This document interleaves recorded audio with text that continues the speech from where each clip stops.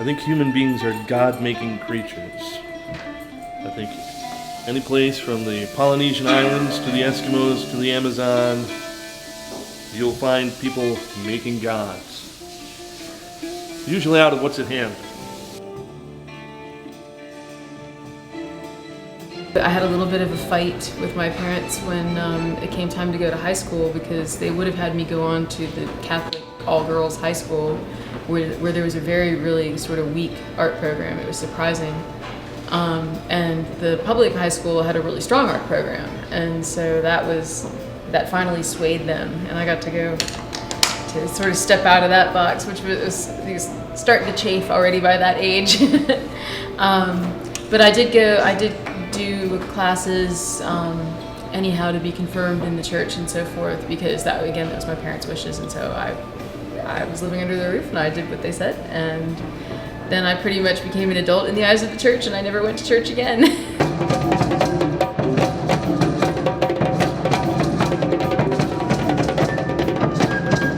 Storm suddenly insists, but the human body is a mystery. Science just falls in a hole when it tries to explain the nature of the soul. Finding the path of voodoo was kind of just, I was connected to voodoo from the time I was little, but I just kind of found the definition of it, 10 years ago, because I had dreams about, voodoo, or some of my earliest memories are dreams about voodoo, like from the time I was like 2 and 3 years old, and just didn't know what I was dreaming. The fountainhead and founder of the modern skeptical movement, the man that single-handedly debunked the faith healers on The Tonight Show. The man that puts the fear of God into all those psychics. Please help me welcome the amazing Randy!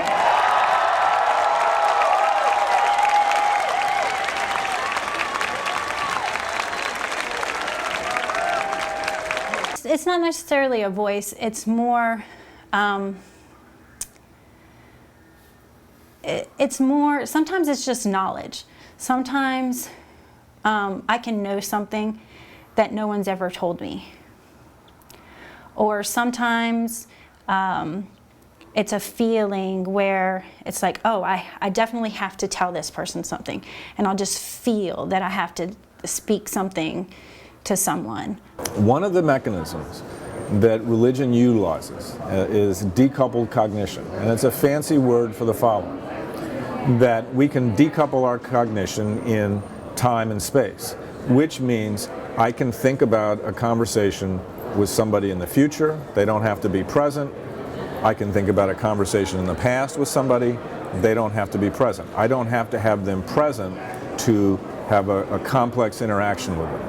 So you can see it's very easy. It's just one step to having a conversation with a dead ancestor. It's just one step to having a conversation with a god.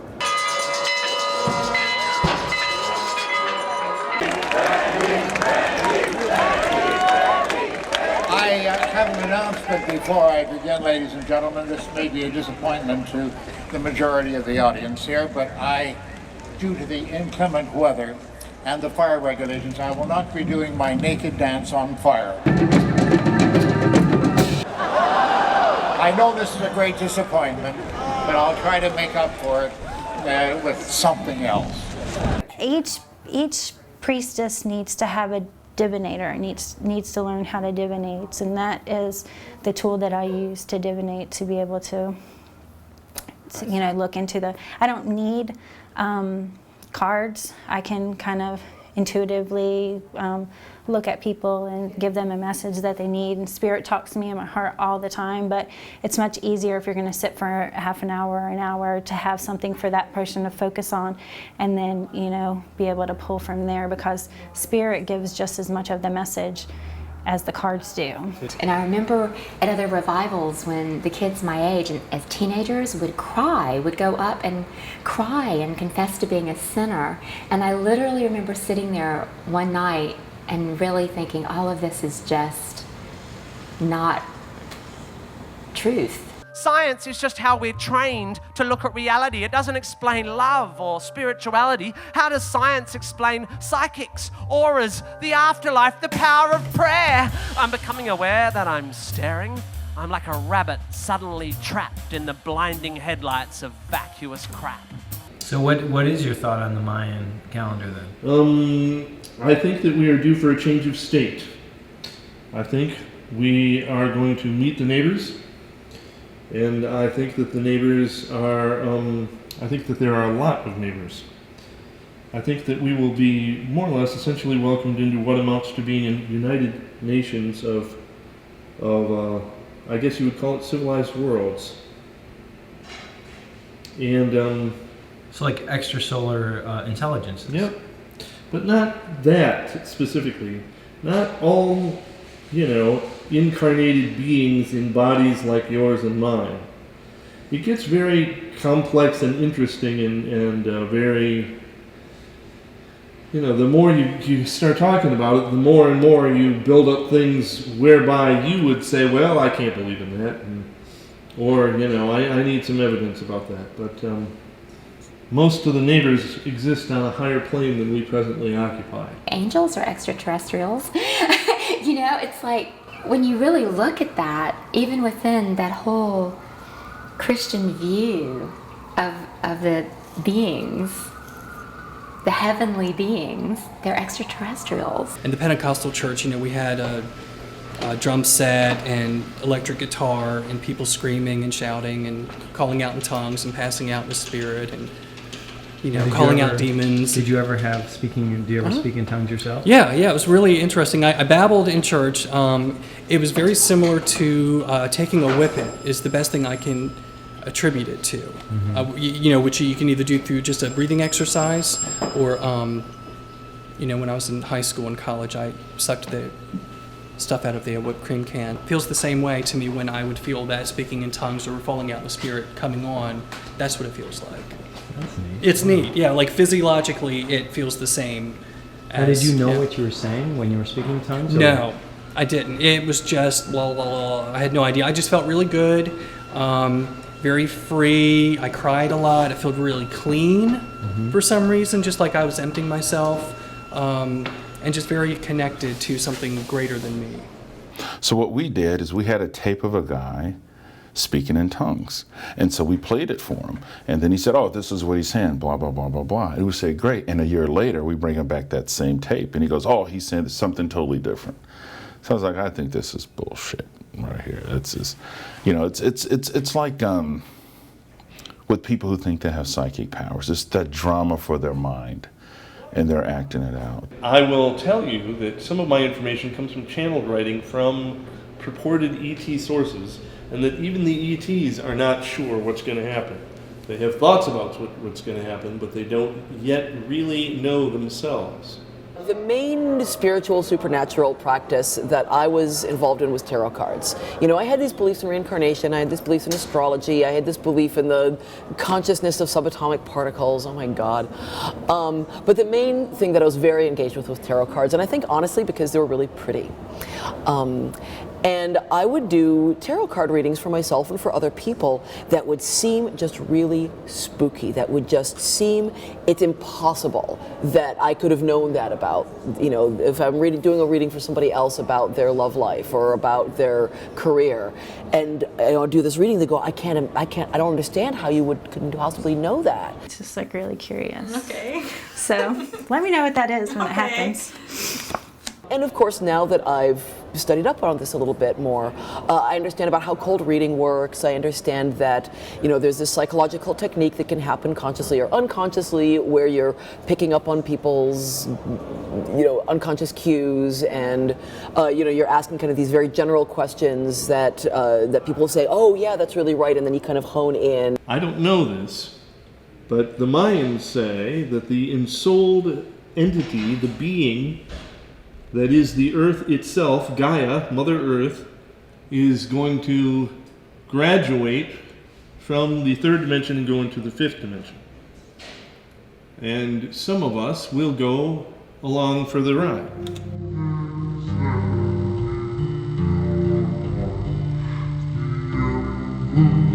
The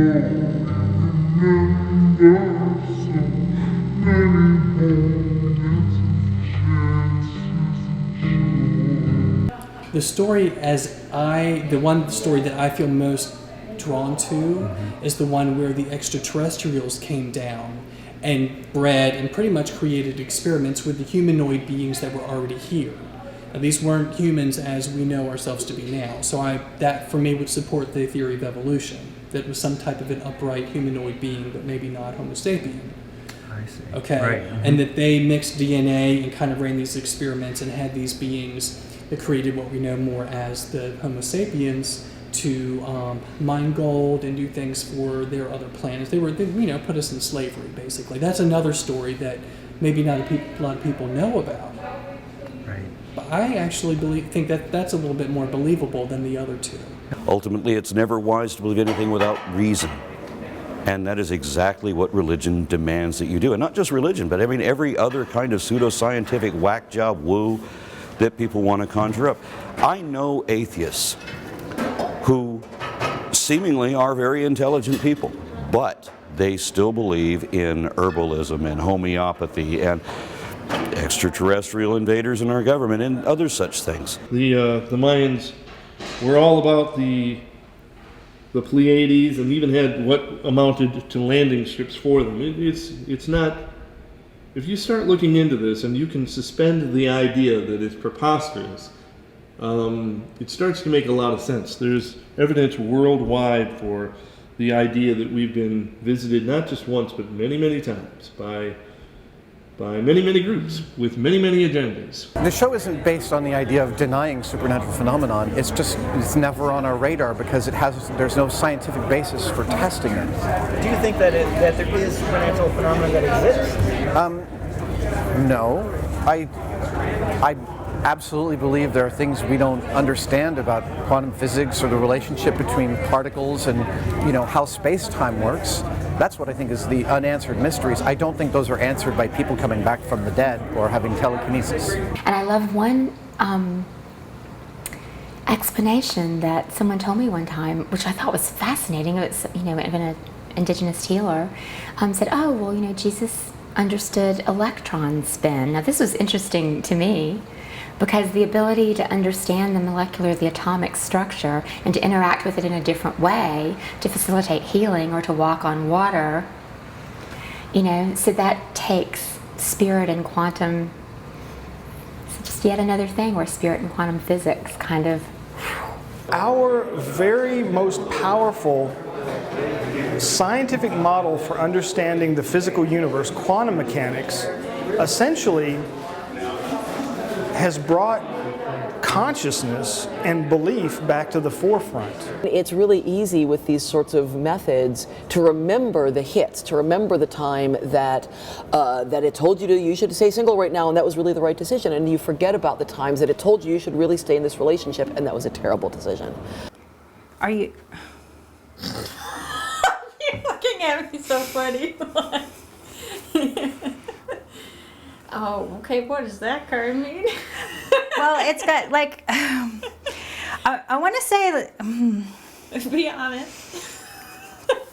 I almost want to say, like, I want to ask you if you're pregnant. Not that I know of. Because it's got you taking on something that you've never done before. Mm-hmm. And it's like with a newness that's almost confusing to you, but that excites you. Well, I'll let you know, but I don't think so. And like for some reason, that's what, like that's the first thing that came to my mind. I think it's sort of very well established human psychology that once we are settled on an idea, we find it incredibly hard to hear and see the things that disabuse us of what we've been told. We are basically walking machines for confirmation bias, and any ability to take on data that disabuses you of an established belief has to be worked on. It's something you need to work on. I need to work on it really, really hard, and I'm aware of the existence of this thing. people don't know anything about human psychology. They don't know they're doing it. When really careful studies are done of these divination methods and astrology and so on, when they're really carefully scrutinized under scientific methods that are designed to filter out these human biases, they're clearly shown to not have any effectiveness at all. What science really does, and the great thing about science, is it forces us to step outside of our self-deception, and that's what makes it so remarkable. You know, and then we may be pre-wired to have things other than reason dominate our daily lives, and science manages to train us in certain limited cases how to get away from that. And I think that's one of the greatest aspects of science, and I revere that aspect of science. The traditional shaman, the woman healer in Kathmandu that we all got to go be with, that was amazing. She's called the Lamo, and it was a woman, and she put on, I want to make sure that she put on the headdress and the this heavy traditional outfit, and would go into trance and would suck things out of people. And it was pretty amazing to see that level of shamanic healing where one person at a time went up. And it was incredible because she could see possession, she could see all these different, whatever we want to talk about possession and all the different things that could mean. But she would, slap people, take their arm and suck things out of them and spit things into a bucket.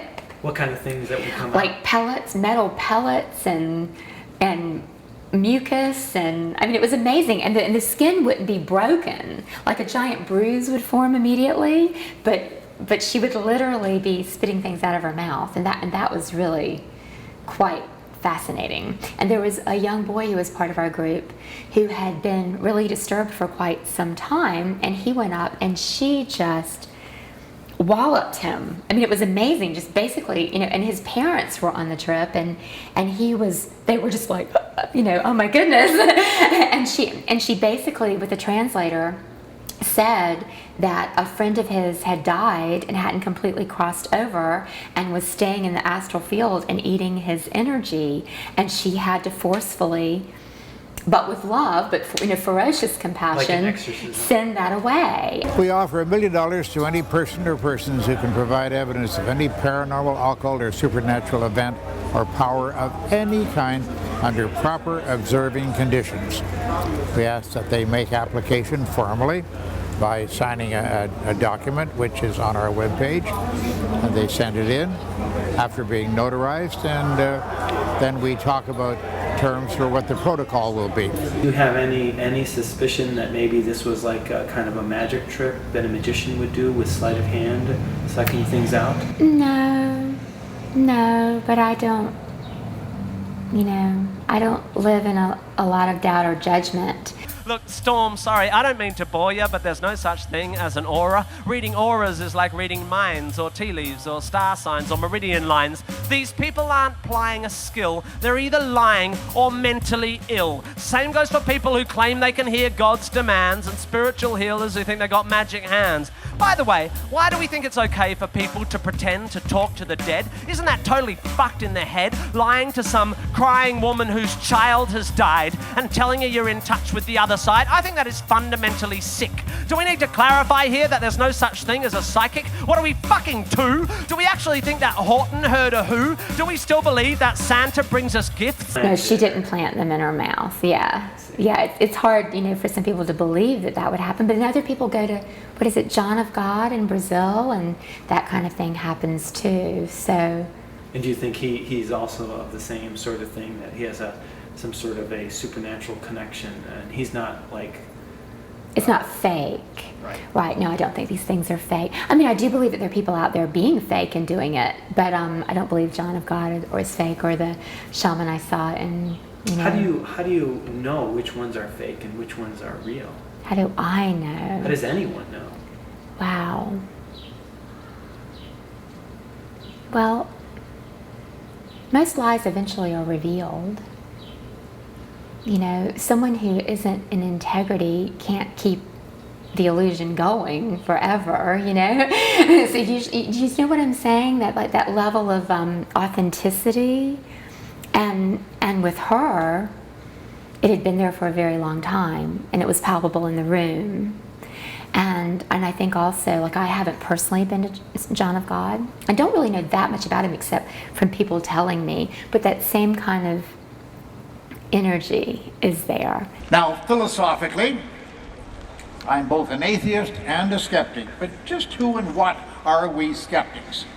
Skepticism means having good reasons for holding any belief. We're cautious about drawing conclusions, but always willing to change our minds upon the presentation of new or better information. The one thing that you have to understand about faith is that you either have it or you don't. And if I can have faith to go up to someone that I don't even know because I smell like grandma's cookies and makes a complete stranger feel comfortable because I feel like that was the right thing to do in that moment, then, you know, that's extreme faith. Most people would be frightened to death to do that. But because I know that Spirit's talking to me in my heart, then I do it. And when you have that extreme faith, when you have that bond, then it's okay. Faith is what adults call pretending. That's what faith is. I can tell you story after story after story. I can tell you about, you know, like 80-year-old folk healers looking at you as a complete stranger and reading off your entire life story to you. If you tell me that, well, I prayed and my severed arm grew back, I can say, okay, it's 2012. Show me a picture of your severed arm. Oh, I did, okay. The results are very obvious. You don't have to judge them or vote on them or nothing like that. You either did it or you didn't do it. In every case, people who have done these preliminary tests have failed to do it. Now, that doesn't show that these powers don't exist. It just shows that on this particular occasion, at this time and place, it didn't work. 10 days after my 30th birthday, I got pain in my chest, my arm turned blue, I had like tingling, horrible, I thought I was having a heart attack. I know a lot of mothers now who didn't go to college and read a blog that said vaccinations are evil, and so they're not going to get their kids a dirty vaccination. And it sucks because I think people think they're being rational and they're being skeptical, but they're really not. The first thing you think is like, I need a doctor. And so, so you rush to the doctor and you start with your doctor's visits, and the more doctors you see, the more doctors you think you need. Pharmaceutical companies are the enemy. They promote drug dependency at the cost of the natural remedies that all our bodies need. They are immoral and driven by greed. Why take drugs when herbs can solve it? Why use chemicals when homeopathic solvents can resolve it? I think it's time we all return to live with natural medical alternatives. People who say, okay, well, I'm going to respect traditional Chinese medicine, when there's no reason to, other than the fact that it's traditional. Why should that be a reason to expect this has got some virtue? We can also talk about Chinese medicine that has long tradition. We can't really understand it in the West, but that doesn't mean we should demean it. It means it's a different way of approaching the world, and that by the same token, we may never as Westerners be able to learn it, but to honor it and to see it actually work is awesome. So if Chinese medicine or homeopathy or acupuncture or anything like that can demonstrate its effectiveness in a double-blind trial, then we have to take it seriously. But it's one thing to say that Chinese medicine or these other alternative medicines have a different principles underlying them. They are not allowed to get away with having different principles for testing. I don't believe there's Chinese medicine. I don't believe there's Western medicine. Since I tend to think that Chinese people and Western people have the same biology, that there's the one that our bodies work a certain way, and it doesn't matter whether we're Chinese, American, Canadian, Turkish, that the same medicine works for all of us. And so I deplore the notion of Chinese medicine or Western medicine. I think there's medicine, and it either works or it doesn't work. There were 2.5 years worth of Western medicine, and it took me a while to realize that I needed to take some personal responsibility and give the illness up to spirit, and work really hard to ask spirit to help me. The reason that it's called alternative medicine is because you can't show that it works. Right? It's that simple. By definition, I begin, alternative medicine, I continue, has either not been proved to work or been proved not to work. Do you know what they call alternative medicine that has been proved to work? Medicine. In the case of homeopathy, it can be tested. I mean, when you think about it, it's almost obvious that it can't work because the control dose and the experimental dose will both contain nothing. But nevertheless, if they insist on there being some memory trace in the water after it's been shaken, succussed with the active ingredient, so-called, then that is in principle testable. And I went from seeing about 12 doctors to I see one every 3 months. Now, and that's it. And what do they do for you? Tests, or? No, I see a neurologist once every 3 months, and basically I take one medication, and that's it. And basically, he just makes sure he just makes sure that I'm not getting worse. It's a degenerative neurological disorder. Why do you think there is such a double standard where we are very rigorous, and even just average people, even people who are into this sorts of alternative things, they want to know that a drug is tested, and if it wasn't properly tested, they're going to sue. But then if it is something in the alternative medicine, they require none of that. The world is full of such double standards, and you're absolutely right. It sort of works in a funny kind of way because people like homeopaths have much more time. I mean, they're doing absolutely nothing. Their substances don't do anything clearly. Nevertheless, we know that psychosomatic medicine works. We know that people can be cured by a confident doctor giving comforting words and saying you'll be all right, and giving a placebo. The placebo effect works. And so the double-blind control tests use a placebo to test a drug against, and that's what orthodox medicine has to do. So if someone goes to a healer and they believe it so much that it's true, it could have the same thing. It could, once again... So it doesn't matter if it's really true or not? See, that's a good question, because once again, it's the power of our own mind, what we believe to be true. Like, it's more of like, see it, you believe it. It's more believe it and you'll see it. Mm-hmm. And a doctor, I guess, can't actually say, give sugar pills like they used to. They used to be allowed to give sugar pills, but now they're not. It's said to infringe patient rights. Right. And so, but the homeopaths are allowed to give placebos because they're not called placebos. So that's another double standard. There's a similar sort of thing about childcare. If you actually want to run a childcare group, you've got to abide by X, Y, and Z rules. If you run a religious childcare group, you don't. And that lack of parity of standards between religious and non-religious, scientific and essentially non-scientific. And the one with homeopathy, I think, is the perfect example that you brought up.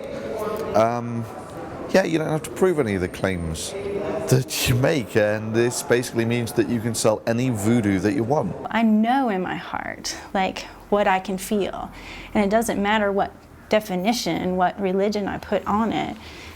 I can feel God, and I'm on my mission, and I know what language I speak, and it doesn't change that my language is voodoo and someone else's might be Roman Catholic. My mission is to go forward the way that I'm supposed to go forward. I'm Carla Burris, and I've been an atheist no matter what they tried to tell me in 8 years of Catholic school. My name's Greg Graffin. I'm the singer of the band Bad Religion.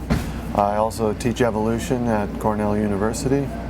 And there's a question on the table about what my religious beliefs are, and I don't have any. So I'm not your typical atheist. I kind of bill myself as a naturalist because I think there's more to talk about in the world of naturalism than under the banner of what we don't believe in. What would you think about an atheist who wouldn't believe in any sort of higher power, I guess? Well, to me that doesn't make sense. Like to me, it's like the very fact. Okay, like in one worldview, I am very separate from that tree outside that window. And it was born from a seed in the ground and grew up with the, balancing within the forces of levity and gravity. That's amazing. That's a superpower. That is something that is outside of me, as far as this is concerned. If that exists, anything can exist. Electricity. Wind power, water power, fire power. These are powers bigger than me. But these are all natural forces, right? Not supernatural, above nature. But if you keep going, and then there's the planet. I'm just talking from as much physical as we can stay in. Then you have the planet, and then there are other, solar flares that are affecting all the cell phones on the planet on a certain day. So it's like that's something beyond the earth. But are they God? Are they? Well, I'm just saying that since we know with science that there are powers greater than we ever imagined existed. Like to me, why not keep going? Science adjusts its views based on what's observed. Faith is the denial of observation so that belief can be preserved. If you show me that, say, homeopathy works, then I will change my mind. I will spin on a fucking dime. I'll be as embarrassed as hell, yet I will run through the streets yelling, "It's a miracle! Take physics and bin it! Water has memory, and whilst its memory of a long-lost drop of onion juice seems infinite, it somehow forgets all the poo it's had in it." You show me that it works and how it works, and when I've recovered from the shock, I will take a compass and carve fancy that on the side of my cock. I am an amazing amalgamation of milliseconds, a compilation of coincidences, a collection of infinitely small spans of time that separates me from the possibility of my bloodline. I have managed to outrun 500 million of my brothers and sisters to be here today, continuing a chain of happenstance that began moments after the Big Bang brought the universe into being. Matter and energy cannot be created or destroyed, so the same molecules that make up me in this instance have been in existence for over 13 billion years. We are heavenly, but there is no godly hand evident in the creation of man. I can instead trace evidence of my being into the cosmos. The same elements that make me unique have been sourced to create the universe. Forget Jesus. Stars died. Galaxies gave their lives to form my fingertips. How could I not find wonder in waking up? Be more amazed at each day that I open my eyes. Each day I'm granted more time on this little blue marble floating through the vast emptiness of space. I am in awe of life. To quote Carl Sagan, I find it elevating and exhilarating to discover that we live in a universe which permits the evolution of molecular machines as intricate and subtle as we. I am left breathless by the understanding that my continuance is an example of the improbable versus the impossible, and despite what some might think, this gives my life more meaning, makes each day more precious, lends weight and reality to the precious actuality of each person that I allow into my life, because I see that they are an amazing amalgamation of milliseconds, a compilation of coincidences, a collection of infinitely small spans of time that separates them from the possibility of their bloodline. So I offer assistance where I'm able, compassion when I can, and a hug when life's weight proves too great for them to stand, because these memories will be the markers of my legacy, allowing me to exist a few years past my mental exit from this planet, a few years past that moment in time when my atoms are reconnected with the cosmos. I live my life relaxed and happy, because I know that I could be gone tomorrow. And like Stephen Hawking said, when your expectations are reduced to zero, then you truly appreciate everything you have. What makes you is your brain, your consciousness. Once that's gone, it's gone. You know, the body is going to go back to, you know, its rudimentary chemicals. The consciousness is gone, so it's like the end of the world stuff they're talking about here in 2012. And my view on it is, look, the world ends for somebody every day. You know, all these end of the world. Well, somebody did have their world end today. They died. That was the end of their world. Everybody faces that eventually. That's what life is. I feel like when you're sort of looking for this like fictional afterlife, you kind of drop the ball in your real life, and it's like you can make a situation similar to heaven here if you want. You know what I mean? Like you can have all your friends and family, and you can do whatever you want. You can quit your job if you hate it. You can eat whatever you want. You can do whatever. You can literally do whatever you want. But so many people are like, I'm just gonna wait till I get to heaven, and then they have a shitty life here, and they have a boring life here, and they're just trying to get by. So they work a job they hate.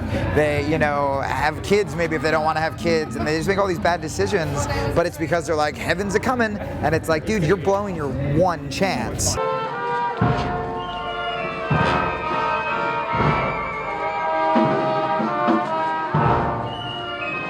So death was definitely the issue that I struggled with most when I was letting go of my spiritual beliefs. I don't believe in reincarnation. I know that some people do believe in reincarnation.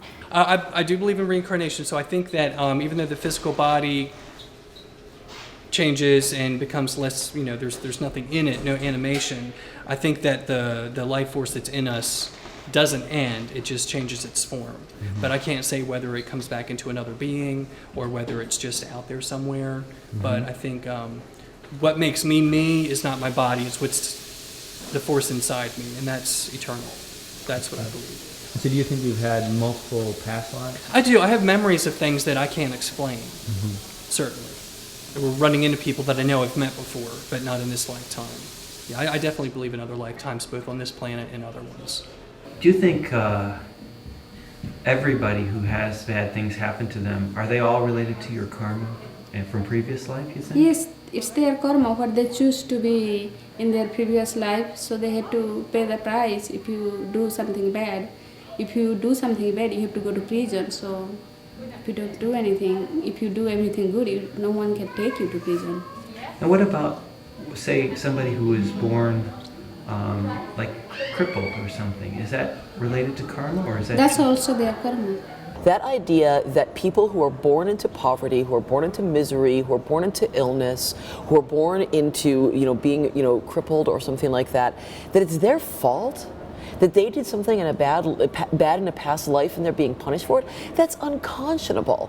I cannot accept that. I mean, for one thing, it serves as a justification for why we don't have to do anything about it, or for why we don't have to help these people, because, well, it's just their fault. Because if, like, somebody is born crippled, we would say, oh, it's just genetic, or it's just an accident or something. No, it's their karma.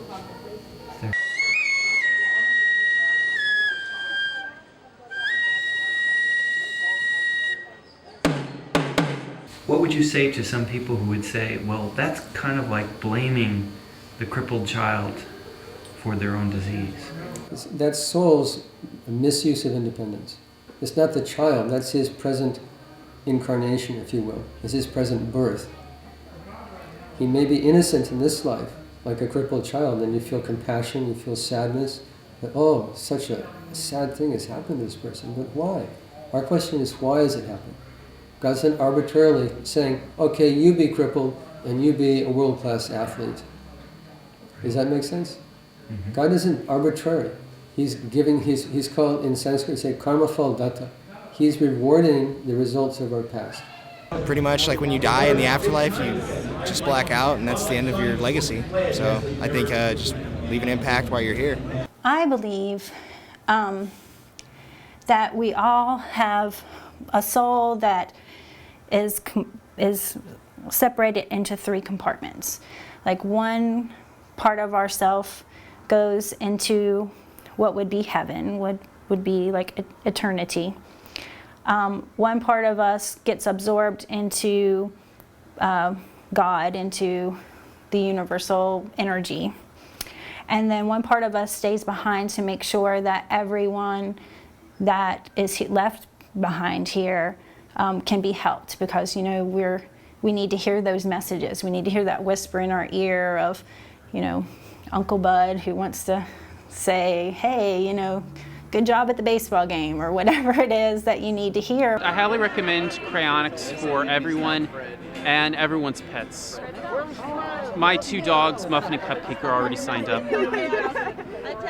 And it's really cheap. Like dogs are $3,000 and cats are $2,000. My mom has made it clear that, she prays for me every day, to send legions of angels, as she says, to surround me, because, ultimately she doesn't want me to see me go to hell and suffer. And I'm sure that there's a level that breaks her heart to see that, but on the flip side, it also breaks my heart to see people continuing to live with what I believe to be mysticism, and just having this, dividing your whole life to something that in the end will end up disappointing. Like the Harold Camping followers, if they don't go into it full on, that doubt on the religion is going to continue. It's going to fester, and it's going to attack their doubt in their own immortality, which is of course a myth, and most of them know it, but they don't want to admit it. So they pull back and they tighten up and they hold on to their religion with the best might that they can, and of course they give them all their money because it's real, because that's the only way they don't have to die. I finally was forced to accept that, these beliefs in, all these, reincarnation and so on, which ultimately came down to wanting to believe that I was immortal and wanting to believe that I had a soul that was going to survive my own death. I finally just had to let go of that. Because there's just not, again, it just comes down to there's not any good evidence supporting it. Well, in your idea with reincarnation, where does that come from? Is that something that you would like to believe, or have you seen any sort of evidence for that, or how is that different from somebody's belief in heaven or hell? Yeah, I have no hard evidence on that. It just, I just resonate with it. It makes sense to me. Twain said, "I was dead thousands of years before I was born." We're not worried about where we were before we were born. I don't know. I think that's probably where we're going to go after our physical existence ceases. Does that mean that it's paradise and there are virgins or there are parties and angels and harps? What? I think it's pretty clear, actually, many of them don't really believe it. I mean, that's clear to me from the fact that when they're given a death sentence, say by a doctor, they don't jump up in the air and clapping their hands and say, oh goody. There was that recent survey that showed that Christians, the more devout your belief, the more likely you were to go for extreme life-saving measures at the end of life. Yeah, they're the ones trying the hardest to avoid. Maybe it's because they know they're all going to hell.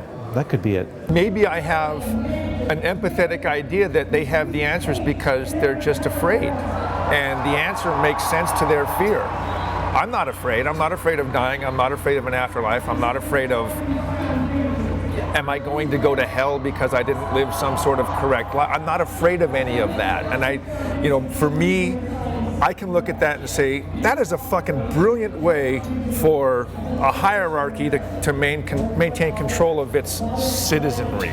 Say like, look, there's a God that's going to hurt you if you don't do the right things. They are ruled by fear. That's not my style, and it's not yours either. It's about dumbing you down. When you're dumbed down, you're easier to control. My name is Robin Elizabeth Cornwell, and I'm an atheist. My name is Marilee Harrison, and I'm an atheist. She said that she was an atheist, which in my mind is probably the worst thing possible, because this world's so beautiful. How can there not be something that created it? You can't just say that it popped out of nowhere. Do you feel like the Bible is a good guide to morality? Absolutely. In fact, it's the only guide. If you think about it, it gives us the 10 Commandments. It gives us the Golden Rule. It gives us all of the parables that Jesus taught, which are all very relevant and very real today. You can apply any of those things effectively to dealing with all the social issues that we have in society today. So would you be in favor of bringing back the anti-sodomy laws? Yes, I would. So putting people who are homosexual in prison? Possibly, yeah. I mean, now people are going to say, oh, he wants to stone them to death because that's what the Bible said. That regulation in the Bible was part of the civil law for ancient Israel. It doesn't apply to us. So no, I don't think we ought to be putting them to death. But sodomy is a vile and disgusting thing. God calls it abomination. That means, put it metaphorically, not literally, but metaphorically, it makes God sick to his stomach. I think that the atheistic worldview fails to supply a reasoned and adequate foundation for why morals are what they are. I would refer them, if they like the Bible as their source, to go to the point where it says, "By their fruits shall they be known." It's not by what you claim, it's by what you deliver. I'm a humanist. I intend to leave this world a better place when I die. And when I die, I'm dead. I'm not counting on a bailout at the end. And I say there's a lot of people who profess all kinds of faith that are willing to run swords through each other, blow people's heads off, and I recognize them by their fruits. And so you think that you can tell us how to live our lives, never questioning the source from which our moral code derives. You want to see true ethnic cleansing, forget about Bosnia. Take a good hard look at the Old Testament. Yeah, but what about stories like, say, Saul and the Amalekites being ordered to kill all of the men, women, and children, or Joshua, or Abraham? Yeah, were they doing the right thing when God ordered them to kill their own children or women and children? In a word, yes, they were. They were doing what God ordained or what God told them to do. A lot of people say they're atheist, and the way they live in the world is more Christian than people who say they're Christians. For the length of time that I've been in the atheist movement, I can say beyond the shadow of a doubt that the atheists that I'm now in relationships with are actually more moral and more ethical than any of the Christians that I ever had any relationships with. And the reason for that is because the atheist has to take complete and total responsibility for their actions. I think it's quite likely that the person who believes in God is less moral than an atheist. At the sense of God redeems us, He calls us whoever we are, wherever we are, and says, and God says, you don't have to be moral to be one of my people. He gives us that relationship with Him as a gift, without us having to first become worthy of it. I read a story about a bonobo, which is a smaller chimpanzee, who they discovered was leading a blind companion out of the nest every morning to help him find food and leading him back at night so he'd be safe from leopards and everything. I mean, how much more human can you get? Are you sure, though, that bonobo hadn't read the Bible? You're saying, I'm going to let this pastor or this pope or this scriptural reference decide how I'm going to behave and dictate my values and moral code to me. And then that might lead to actions that could be good or ill. But unless you've got that filter, and unless you make decisions on your own using your own reason, you can be easily led astray, which has happened countless times throughout history. Religion has often been used to take people and use them for horrible and evil things in the name of their religion. Whatever God commands is right. God is the essence of right. We don't hold God to some moral standard apart from Himself. He doesn't have to uphold some standard that we like or don't like. Now, if you were in that position, of what is right. Very good. If you were in their positions, if you were in Joshua's position, or Saul's, or Abraham, would you follow those orders and kill your own child or kill women and children?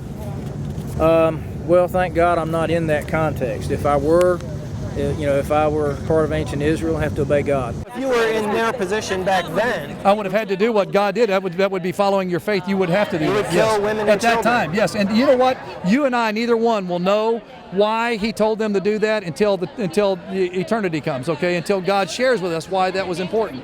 We can't profess to know everything that God knows. And there's certainly, I can certainly only conjure up, only imagine why He would have ordered them to do it, but I'm sure He had a reason for it, and I'm sure it made perfect sense in eternity. If God orders it, you really can't question, you must just follow the order. That's correct. So you think being an atheist is kind of the worst thing? I feel like I wouldn't be able to go through life the way I do. I'd probably be depressed, cutting my wrists somewhere if I didn't have something to believe in, that something up there loves me. Quite honestly, I think there is other forms of hope out there besides false hope. And so I'm not a proponent of false hope at all. People say, well, their religion works for them. Life is complicated, and so it's almost impossible to say, that that's the best life they could have lived.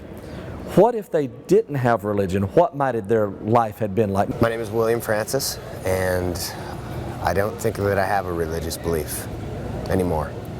So you used to, huh? I used to, yeah. I grew up in a fundamentalist Christian home where my mother was actually Jewish and my dad was a fundamentalist Christian, which is kind of bizarre, I know, but they took us to church all weekend, which was such a bummer. So now what do you use your weekends for? Well, I write, and I travel, and I play rock music, and I live in the real world.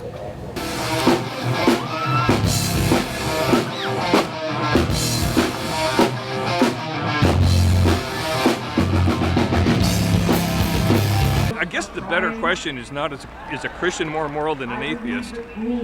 The better question is a Christian a better person than that person would have done without Jesus Christ? And I think, generally speaking, the answer is a strong yes. I think it's much more important, that you believe than what you believe. That you believe? You mean like in That God, that you or? have, that you have your own faith, that you have something that you do believe in, I guess. I'm going to list some things here that I think we believe in, and I want to hear you. I want your voices to ring out if you agree. So what do we believe in? We believe there is no rational basis to discriminate on the basis of race or gender. We believe our sex lives are our business, not the government's. We believe life has the meaning we give it through increasing happiness and decreasing suffering in the world. We believe healthcare is our decision and our doctors, not the bishops. We value teaching how to think, not what to think.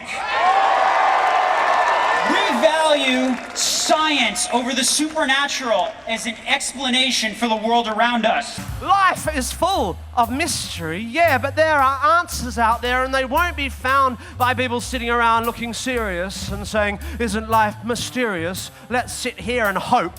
Let's call up the fucking Pope. Let's go watch Oprah interview Deepak Chopra.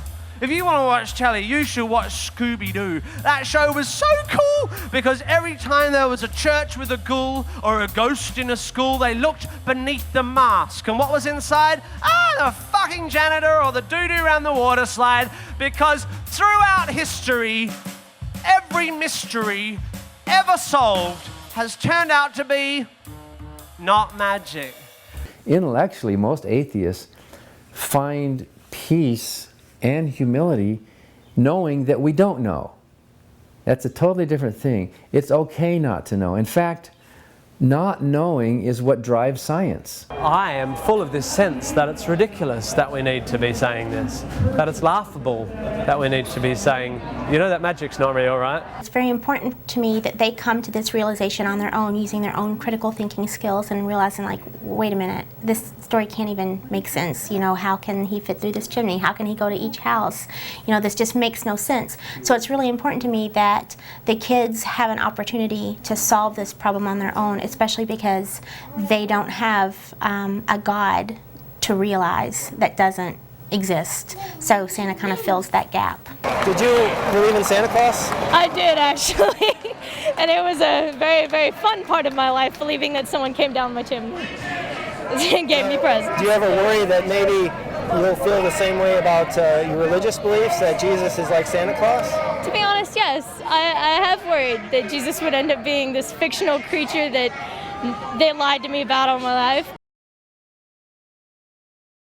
You see, that's why many of us are naive to the scriptures, because we don't remember the first order that God gave us was to be fruitful and multiply. If the church wanted to do some real charity, I would start with changing their policies on family control. My mother only told me this story a couple of years ago, I think because she had a little bit of wine, which she never usually drinks, at a wedding, my sister's wedding. And I had never heard this story, never heard her say anything negative against the Catholic Church, my father either. And when she had my youngest brother, who was, there's 4 of us, The priest had been called because she had had a rupture when she was giving birth, and they thought she was going to die, and so the priest was called to give last rites. She ended up not dying. And the doctor, though, who was Jewish, told her that she had to have her tubes tied, that if she ever got pregnant again, halfway through it would absolutely rupture again and she would definitely die, and then so would the child. And so he left, and she asked the priest, and the priest said, "You've just seen a miracle. You were supposed to die and God saved you. You cannot do that. It's against the church, and if God wants there to be a miracle and you to give birth again, he will heal you. If he doesn't want you to get pregnant, you have to leave it in his hands." And so she said, "Okay, I guess that's what we have to do." The priest left, and then my father, my mom said she'd never seen my father get so angry or had never say anything against the priest. He said, "That is the most ridiculous thing I've ever heard in my life. You are having your tubes tied. We're not going to have a family. What is this priest thinking of, leaving a family of 4 children with no mother?" And so she did, and she never had pregnant again. But it made me realize, had my father not been there, had they both been as trusting as my mother, I probably would have grown up without a mother. So. That's a shocking story. Yeah. I mean, that is truly evil. That priest is evil, not as an individual. He's indoctrinated by an evil doctrine. The Roman Catholic Church, I think, is the second most evil organization in the world. Yeah, I mean, it's amazing to me because I know that the priest really believed that. He thought he had been the president of a miracle and really believes in miracles. So he, You've told that story, and this is going to be made public. So I guess your mother doesn't mind that story. I asked her if it was okay, yes. and she said she didn't want to tell it, but that she was okay with being told. Yeah. Because I do think that's a story that should be very widely propagated. It's yet another example of how wicked the Roman Catholic Church actually is. If I ever wrote a book, it might be called "Jesus Christ Murdered My Grandmother." Really? Because the family story is that she had 5 children already. They were poor in London, and she was having another baby. She was very pregnant and maybe close to her time, maybe, I don't know. But of course they were poor and couldn't afford hospital, so they had to go on sort of charity basis. So my grandfather got a hansom cab, took her to hospital, and they wouldn't let her into the hospital because he couldn't produce his marriage lines. So here's a sick, pregnant woman, and they wouldn't let her in on a charity. Of course, they've had money. No problem. And so he had to get another hansom cab, go back to his house, find his marriage lines. After all, people don't walk around with their marriage lines in their pocket. I think he had a bit of trouble finding it, but he finally found it, got another hansom cab, get back to the hospital, by which time my grandmother was dead. So, all those children grew up once they were, although her father was very churchy, once they grew up, I don't think that any of them went to church except to get married and go to funerals. Think of how many women over time, and to this day, in benighted countries where there's a lot of this kind of religion, and particularly, the Catholic stuff in Africa, and the proscriptions against condom use. To me, that is genocidal.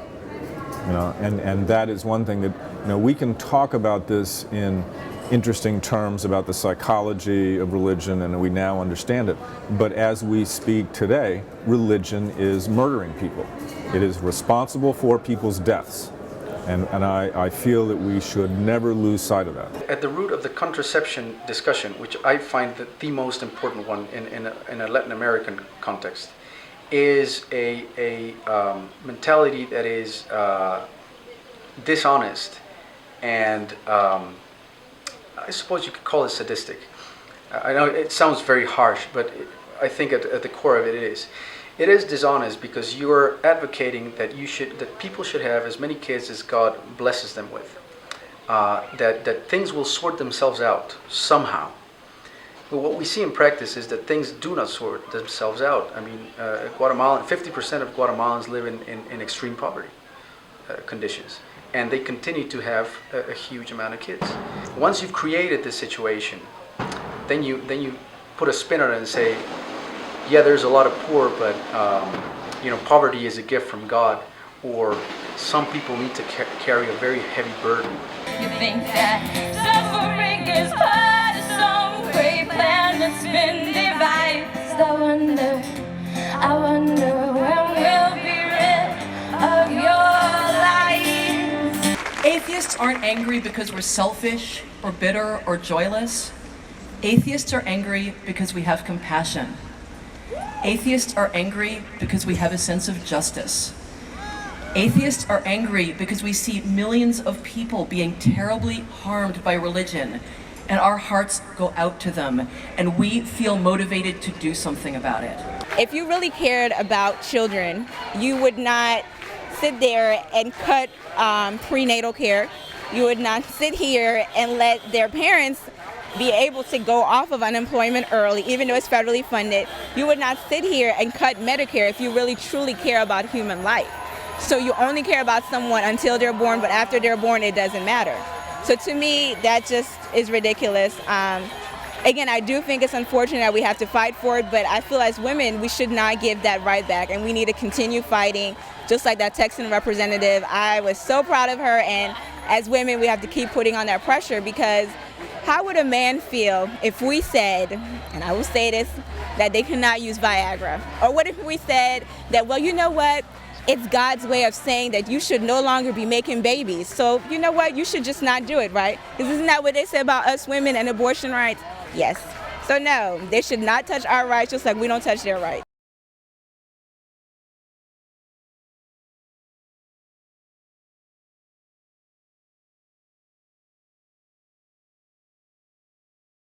And I had to walk in right when that conversation was taking place. And I know the devil orchestrated that. He knows timing. He had me here right at the right time. And the person, our brother that was here having this conversation, got pretty upset about it. Now, obviously, apparently, you all know I'm a woman and I'm the pastor here at this church, so I think you're all okay with it. But the issue is a lot of people are not.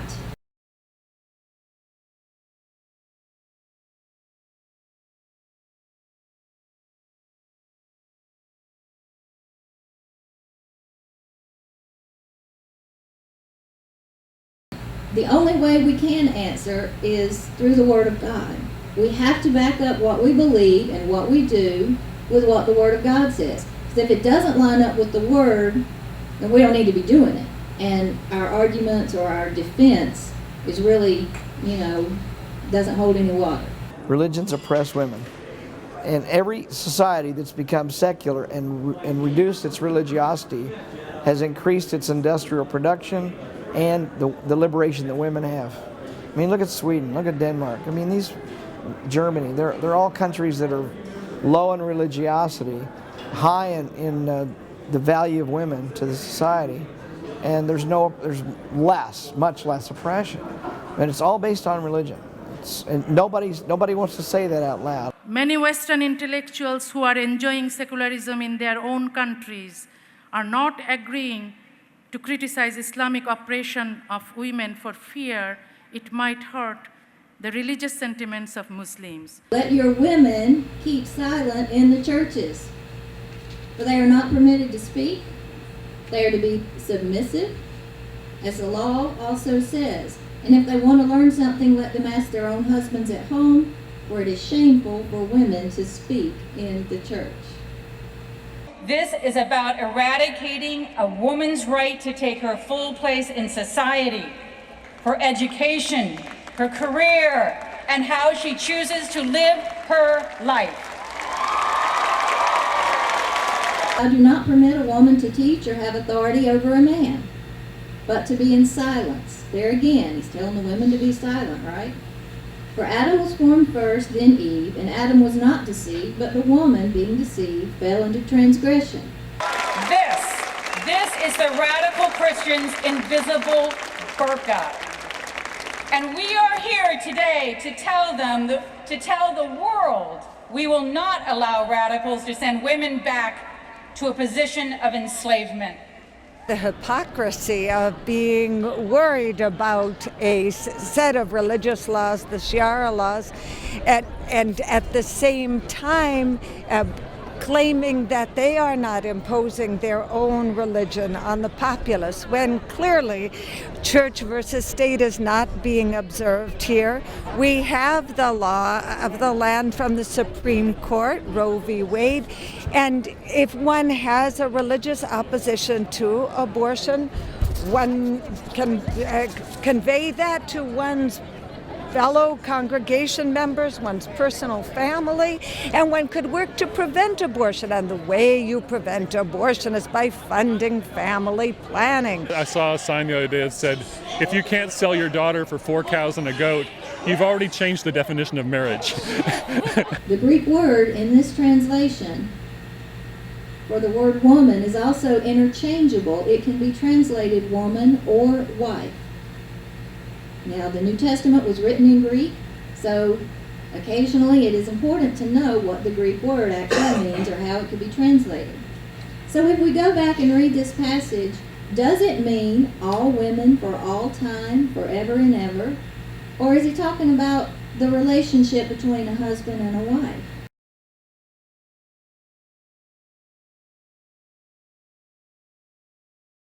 So if you use the word wife there, it makes a whole lot more sense. The wife is not to have authority over the husband. The husband is supposed to be head of the home. It doesn't mean the wife is a doormat or, subordinate. But the husband is supposed to rule the home. He is the head of the home. That is true. We are created equal, but we are different. We have different characteristics. Men typically are more analytical, women are more emotional. And sorry ladies, that's just a proven fact. That's just the way it is. My role has been divinely defined, and I have no other choice. I may not be a teacher of man, I must cover up my shame. These are the laws of the one who in vain I cannot name. He tells me my place with everlasting grace, and my punishment for wanting to learn is a painful birth from which I may not return. As Ruth Green put it, there was a time when religion ruled the world. It is known as the Dark Ages. If you look at statistics, it actually says that the state that legalized gay marriage first has the least amount of divorce, while Texas, not really friend to the gays, has the highest amount of divorce. So by those statistics, that says that it's not gays that are promiscuous sluts ruining the sanctity of marriage, but it's homophobes that are promiscuous sluts, and they are corrupting America for the secular and the gays. So the Bible says he will pour out his spirit on men and women. And honestly, as many people today that need to hear the gospel, I can't imagine the Lord forbidding anybody to preach the gospel.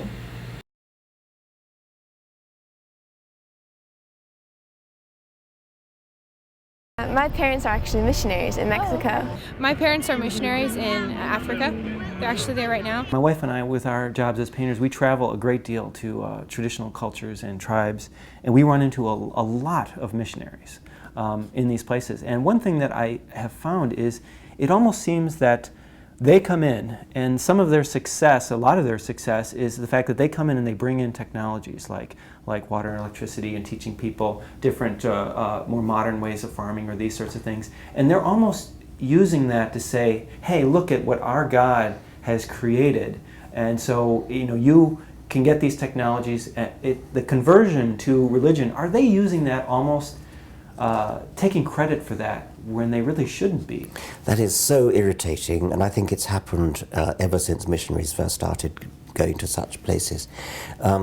They are hijacking the technology, which has nothing to do with religion, but because they are the ones who first bring that technology to these places, they get the credit for telescopes, guns, for just all the wonders of Western technology.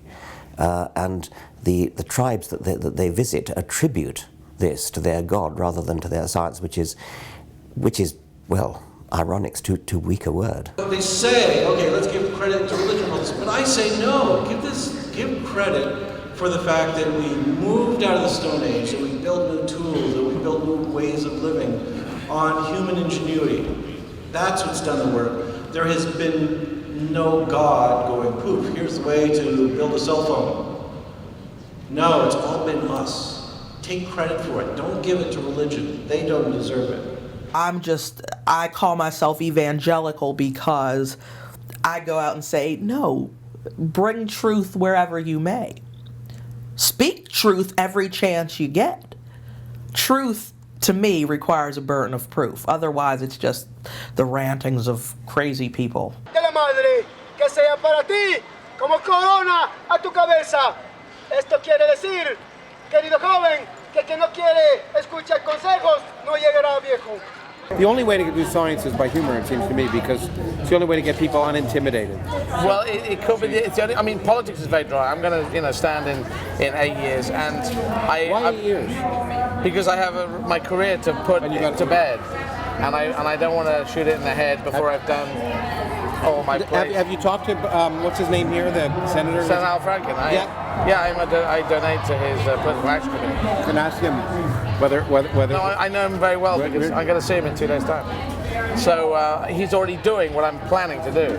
Oh no, we're just walking around observing the protests and the speeches. We don't have an issue with the legislature. We're very supportive of the North Carolina legislature, and we believe that they're doing a magnificent job on balance. That they're moving the state in the right direction. Some of us think atheism is getting together with a bunch of like-minded people and calling Pat Robertson an asshole. But guess what? Everyone already knows Pat Robertson's an asshole. So get out in the streets.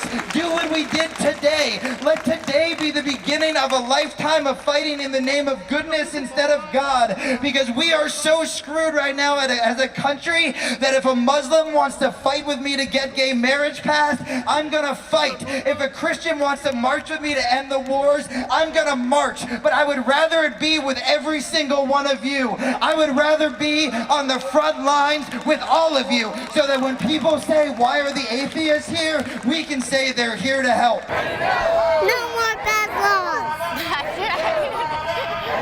This is what democracy looks like. Tell me what democracy looks like. That is what democracy looks like. This is what democracy looks like. This is what democracy looks like. This